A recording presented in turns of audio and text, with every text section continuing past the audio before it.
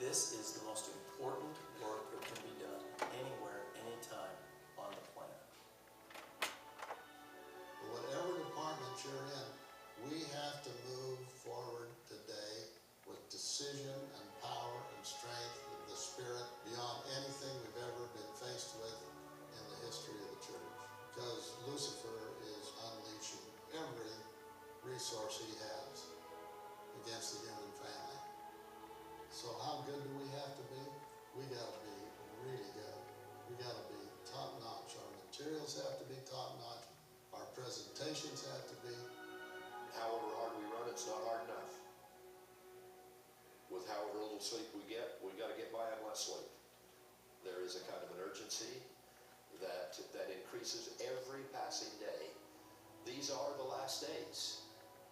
It's just about getting it right